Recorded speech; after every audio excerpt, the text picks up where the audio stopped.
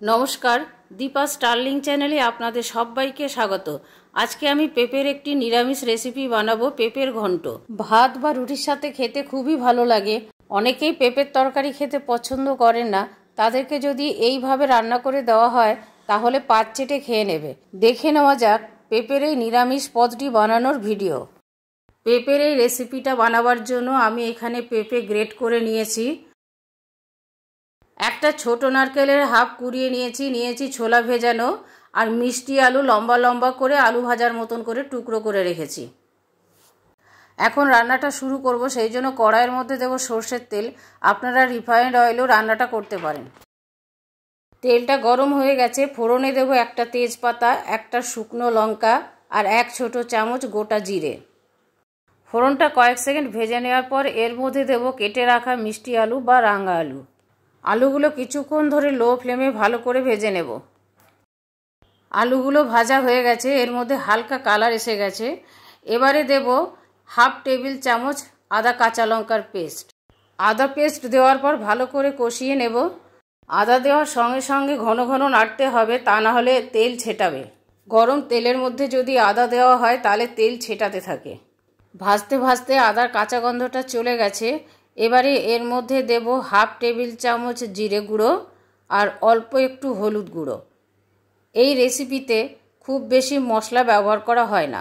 সব কিছু একসাথে ভালো করে কষিয়ে নেব। ভালো করে কষিয়ে নেওয়ার পর এর মধ্যে দেব গ্রেট করে রাখা পেঁপে। একই সাথে দিয়ে দেব ভেজানো ছোলা। আমি এখানে 4 টেবিল চামচ ভেজানো ছোলা দিচ্ছি। পুরো ছোলা ভেজানোটা দিলেও অসুবিধে নেই, আপনারা চাইলে দিতেই পারেন। আর দেব স্বাদ মতো নুন। পেঁপে আর ছোলাটা মশলার সাথে ভালো করে কষিয়ে নেব। পেঁপের একটা গন্ধ থাকে, ভালো করে না কষালে গন্ধটা থেকে যাবে। গ্যাসের ফ্লেমটা লোতে রেখে কষাতে হবে, কারণ এখানে যেসব উপকরণগুলো রয়েছে কোনো উপকরণ থেকে জল ছাড়ে না। কষাতে কষাতে দেখুন কালার কেমন চেঞ্জ হয়ে গেল। 5 মিনিট এইভাবে কষিয়ে নেওয়ার পর দেব নারকেল কোড়াটা। নারকেল কোড়া আমি পুরোটাই দিয়ে দিলাম। দেব হাফ চা চামচ চিনি। আমি এখানে মিষ্টি আলু দিয়েছি বলে চিনিটা একটু কম করে দিলাম। আপনারা চাইলে আর একটু দিতে পারেন, কারণ রেসিপিটা একটু মিষ্টি মিষ্টি হয়। নারকেল কোড়াটা পেঁপের সাথে ভালো করে মিশিয়ে নেব। দেব পরিমাণ মতো জল। আমি এখানে হাফ কাপ জল দেব। বেশি জল দেওয়ার প্রয়োজন নেই, কারণ পেঁপে গ্রেট করা আছে, সেদ্ধ হতে বেশি সময় লাগবে না। জলটার সাথে পেঁপেগুলো মিশিয়ে নেব। এবারে ঢাকা দিয়ে দেব।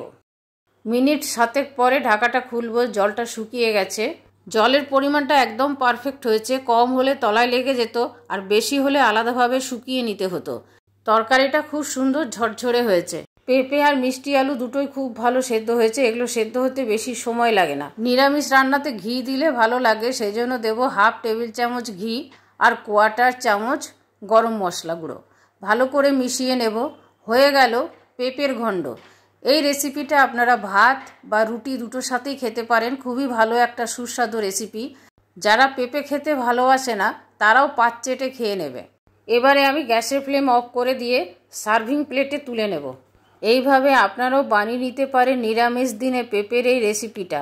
আমার এই নিরামিষ পেঁপের ঘন্ট বানানোর ভিডিওটা আপনাদের কেমন লাগলো কমেন্ট করে কমেন্ট বক্সে জানাবেন। ভালো লাগলে প্লিজ একটা লাইক করে দেবেন, শেয়ার করবেন আর সাবস্ক্রাইব করে বেল আইকনটা টিপে দেবেন পরবর্তী নোটিফিকেশনের জন্য।